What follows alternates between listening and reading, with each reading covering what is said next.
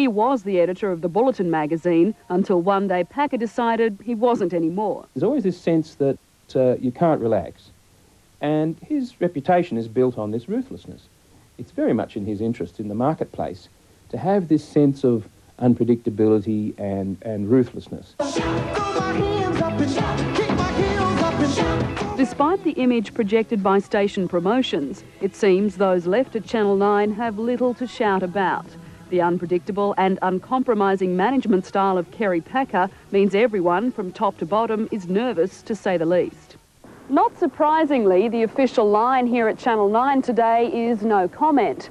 And that's an attitude which is rubbed off on the staff as well. Perhaps an indication of Kerry Packer's rule by fear style is that the people who perfected the art of the intrusive camera have suddenly become quite camera shy. We're going.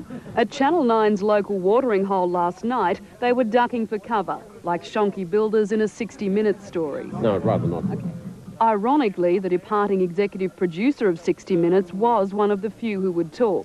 I think Kerry Packer's return gives a bit of stability to the industry, and that's great. Is there fear, though, like that there'll be more No, there's sackings? no fear.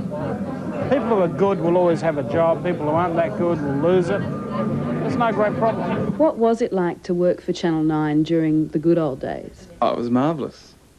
If you were in a creative environment which was relatively stable, you were working with people who enjoyed their work, you were protected by the benevolent dictatorship of Sam Chisholm and Kerry Packer from the hard political infighting and grinding that used to go on upstairs. Although there's no doubt Kerry Packer is back in a big way, it's not a return to the good old days. For a start, Packer's previously loyal General Sam Chisholm made a hasty departure last night. Perhaps he was a little too loyal to Packer's predecessor.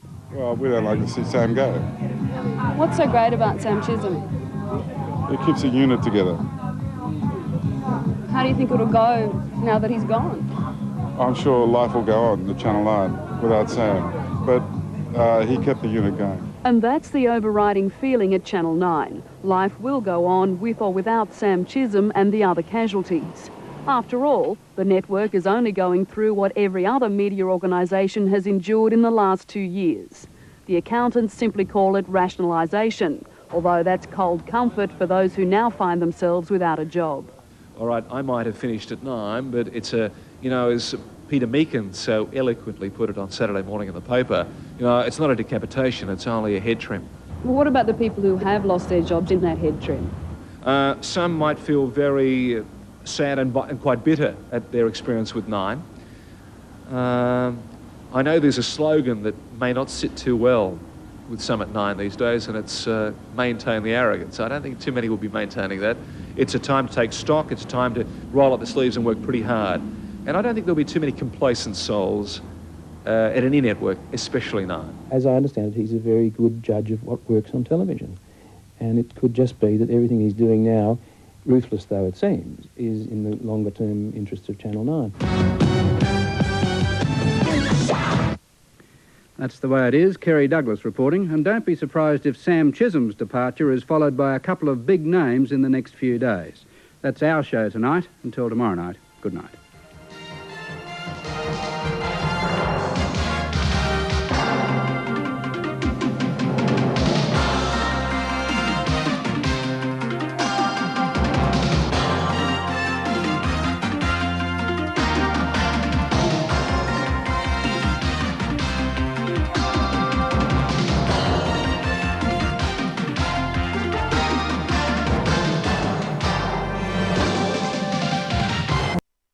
This is the ABC. James Cook. ABC FM radio services.